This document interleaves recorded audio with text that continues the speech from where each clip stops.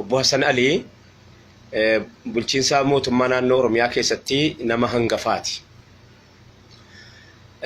Nama hangafaa ta'uu wajjiniin takkaa maqaan isaa hin dubbatamu. Maqaan isaa hin ka'u. Eessa akka jiru hin beekamu. Nu dhibaa, lafeedhaa nu dhibaa, qabeenya keenyaa nu dhibaa. Namni sila dubbachuu qabus baay'ee eeyine gurratti qeensinee abaluu gaaf tokko dubbataa laata, abaluutu gaaf tokko nu dubbataa laata nama kana jenneellee gurratti keenyee namallee gaafachiifne nama maqaa isaa kana dubbatu hin qabu. Yakka dhoksaa, yakka mul'ataa warri hojjete hin galaa jira. Yakka mul'ataa dhiifamni biyyaaf dhiifamaa Hassan Aliitiif dhiifaman ta'uudha gaafii nan qabu guyyaa irraatti. Jidduu kana hirriba na dhorkite mee isinis hirriba haa dhorkitu. Yoo wanni inni balleesse jiraate akka ifaan ifaatti waan inni balleessirree hedduun keenya quban qabnu. Kana sana jennee quban qabnu. Waa'ee Finfinneetiin wal qabatee waan keessaan qabamee zamana sana keessa biyya ari'ame hundi keenya hin beekne irra caalaan nama keenya. Finfinneen dalgan guddattuu qotee bulaa keenyan ariitu. Jecha inni jedhe amma yoona viidiyoo isaa lafaa qabna.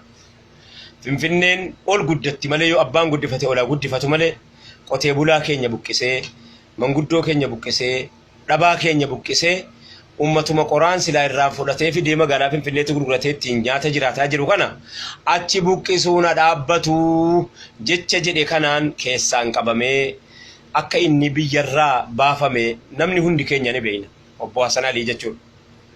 Obbo Hassan Ali pirezidaantii naannoo Oromiyaa ta'uu wajjiniin wanni isaan biyya irratti dhiibbaan isaan geessisan yoo sabummaadhaaf quuqamanii haasa'amuu taateen ala yoo sabummaadhaaf keessotti akka inni ilaalatu xiqqoollee hanga tokko numa beeyna. Opiidiyoo hangafa pirezidaantii ta'ee bulchiinsa naannoo Oromiyaa ta'ee filame ta'uu wajjiniin takkaa guyyaan isaan qabu. Hatta Alamaayyoo Atomsaa inni du'aan illee in ka'ee dubbatama. Jecha akkana jedhe Alamaayyoo Atomsaa jedhamee dubbatama. Hassan Ali jecha dahaba, jecha warqii, jecha takkaa takkitti namni haasa'ee hin beekne haasa'aa ture. Maali rakkoon Hassan Ali eddeen ni jiru? Gumaata yoo gumaata dhabellee bar tokkitti inni magaalaan Finfinnee labbaatti yookaanis dalgatti hin guddattu qotee bulaa hin buqqiftu.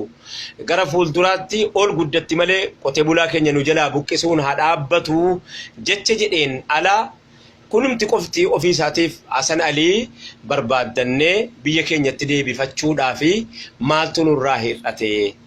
Namoonni kaasaa hin jiranu. Warri ifaan ifatti yakka hojjete, yakka amantii haa ta'u, yakka sabummaa irratti haa ta'u, yakka adda addaa hojjete zabanni zabana dhiifamaati. Zabanni zabana dhiifamaati jedhamee warri kaleessaa afaan Oromoo akkamitti kun yaadattu bara akka lakkoofsa faranjiitti bara 19